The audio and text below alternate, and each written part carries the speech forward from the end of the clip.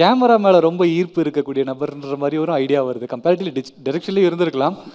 ஒரு டெக்னீஷியன் சூர்யாவா வரதுக்கு ஏதாவது வாய்ப்புகள் இருக்கா சார்? லைக் ஒரு கேமராமேன். அவர் ஃபியூச்சரில் அவர் டைரக்ட் பண்ணுவார். ஷுவராக அவர் டைரக்ட் பண்ணுவார். அவரு அவருக்கு ஸ்டோரி கேட்குற நாலேஜ் நிறையா இருக்குது.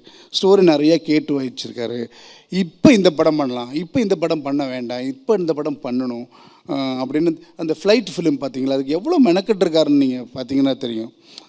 அந்த படத்துக்கு வந்து அவ்வளோ மெனக்கெட்டு இருந்தார். நான் பார்த்தப்போ தெரிஞ்சு, என்ன சார் இவ்வளவு அது வருத்திக்கிட்டு அந்த படத்தை பண்ணுறதாகட்டும், அதெல்லாம் வந்து கதை கேட்டு கேட்டு கேட்டு கேட்டு கேட்டு வந்த சும்மா போய் அப்படி நடிச்சிட்டுலாம் வந்துடல. ஒரு சீனையும் அந்த டைரக்டரோட உட்காந்து ஒர்க் பண்ணி அதுக்கப்புறமா தான் வந்திருக்கு. அதனால தான் அது நல்லா வருது. சும்மா போயிட்டு ஷூட்டிங் ஸ்பாட்டில் போயிட்டு நடிச்சிட்டுலாம் வந்தாலும் அப்படி வராது அந்த படம்லாம். அந்த படம்லாம் அவர் நிறையா கதை கேட்டிருப்பார், நிறைய முறை கேட்டிருப்பார், ஒரு வருஷம் மெனக்கெட்டிருப்பார்.